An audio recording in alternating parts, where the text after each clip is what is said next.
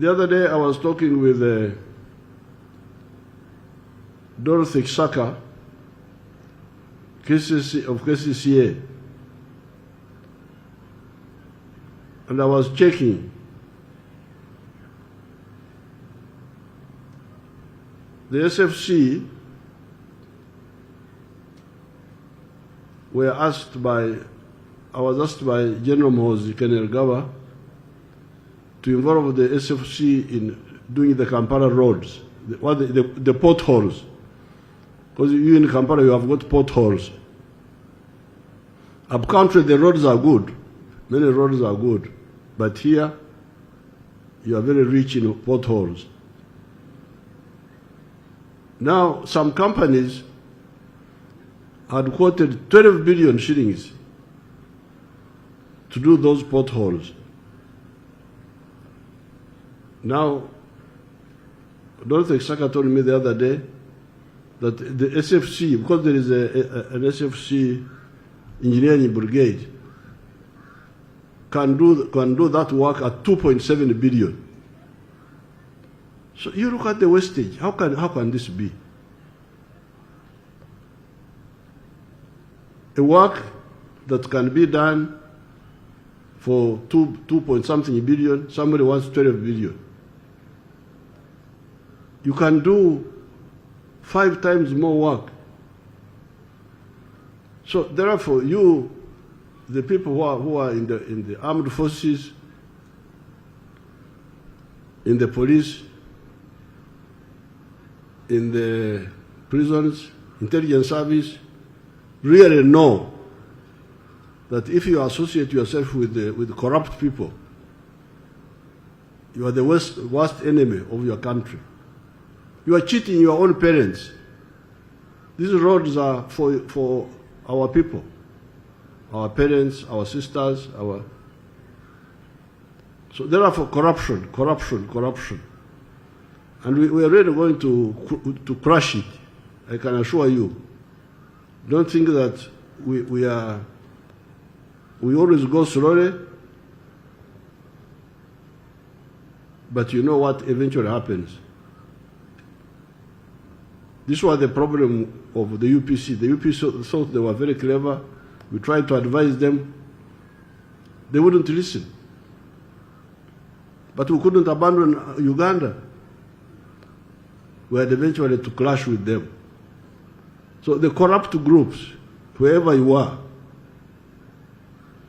in UPDF, in the prisons, in the intelligence service, in the prison, in the public service, please, we shall deal with you, because we are getting more and more information. But I would prefer if people were okolokoka themselves, and we don't want to ruin the careers of anybody, but we can't accept this, because now it's quite a problem. Yeah. It's quite a problem. I think the investigating agencies were not active.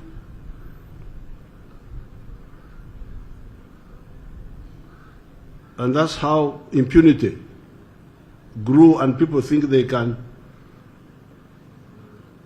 do bad things and nobody will know. But I know.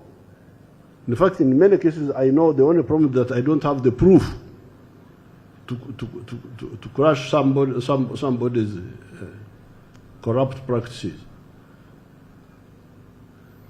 Now, therefore, I welcome you young people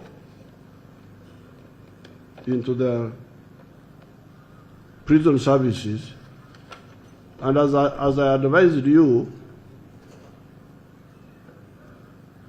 when I was here, I was saying, why don't you use the engineers whom you have to build your own barracks and offices, so that the only expenditure is on materials.